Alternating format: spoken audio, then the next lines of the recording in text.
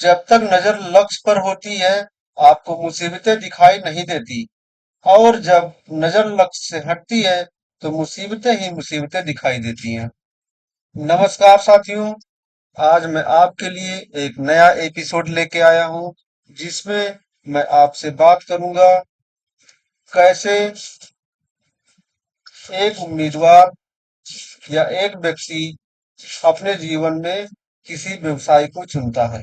बहुत बार मुझसे एक सवाल पूछा जाता है कि अगर जिंदगी में एक रिवाइंड बटन होता और मैं दोबारा से अपना जीवन जी सकता, तब मैं किस व्यवसाय को चुनता? क्या मैं एक डॉक्टर बनता या मैं एक इंजीनियर, वकील, अकाउंटेंट बनता? मेरा जवाब एक ही है। सभी व्यवसाय के लिए मेरे अंदर आदर का भाव है, लेकिन मैं अपने जीवन में सिर्फ और सिर्फ एक ही व्यवसाय चुनता, और वो व्यवसाय है सेल्समैन का। ना कि महीने की तनख्वाह वाला सिर्फ सेल्समैन। इसके पीछे का कारण कि कमीशन पाने वाला सेल्समैन अपनी आमदनी का चेक खुद ही भरता है।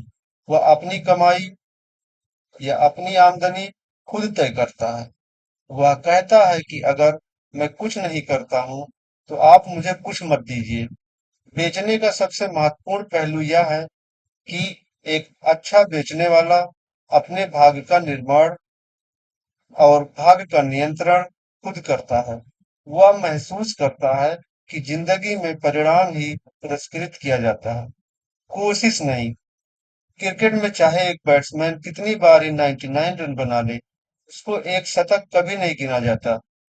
उसको तरस खाकर कभी एक रन मुफ्त में नहीं दिया जाता है। उसका एक शतक सेंचुरी बन जाए। सिर्फ दुनिया परिणाम को पुरस्कृत करती है, कोशिश को कभी नहीं करती। तो साथियों, अगर जीवन में कुछ बनने का मौका मिले, तो मेरा सुझाव है कि एक बेहतर सेल्समैन बनना चाहिए, जिसमें कि आप अपने भाग्य का निर्माण अच्छे से कर सके। बेचने के क्षेत्र में किसी व्यक्ति के जीविका की शुरुआत, यह बात असाधारण नहीं है कि बहुत से लोग बेचने के व्यवसाय में अचानक और बिना किसी प्लानिंग के चले आते हैं।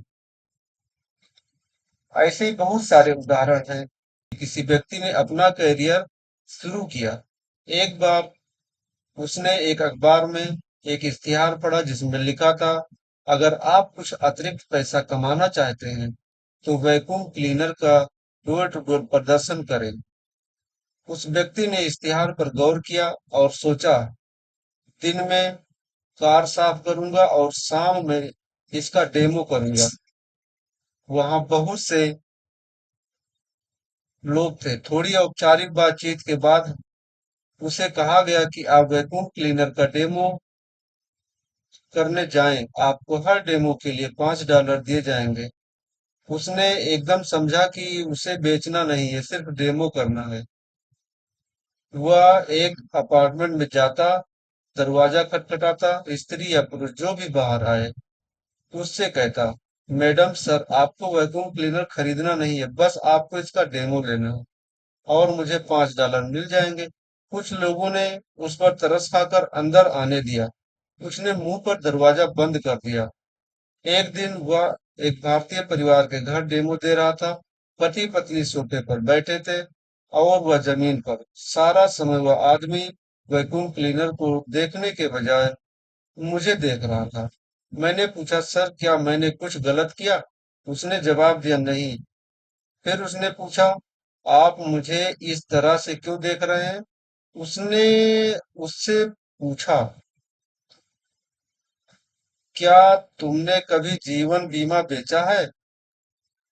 उस व्यक्ति ने कहा, नहीं, कभी नहीं और ना ही बेचूंगा, क्योंकि उसे याद है जीवन बीमा के एजेंट एक पेस्ट की तरह होते हैं, जो जान नहीं छोड़ते जब तक दूसरा एप्लीकेशन पर दस्तखत न कर दे।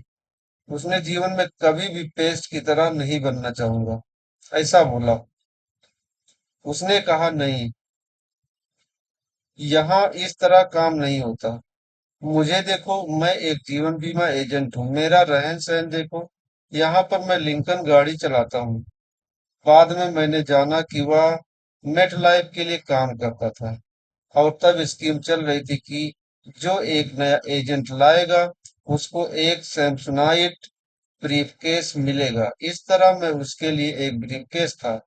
मैंने कहा धन्यवाद, लेकिन मैं एजेंट बनना नहीं चाहता। उस व्यक्ति ने बोला। उसने डेमो दिया और वहां से चला गया। तो साथियों, यहाँ पर इस कहानी में ये बताया गया, या इस कहानी के माध्यम से मैंने आपको ये बताया, जब तक आपका लक्ष्य क्लियर नहीं होगा, जब तक आप अपने लक्ष्य को समझेंगे नहीं, आपको क्या करना है, तब तक आपको मुसीबतें ही मुसीबतें दिखाई देंगी।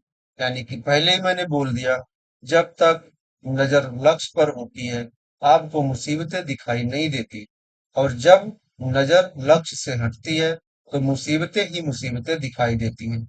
थैंक यू साथियों, थैंक यू। इसी के साथ हमारी बातें खत्म होती हैं। आपसे हम मिलेंगे नए एपिसोड में, नए अंदाज में।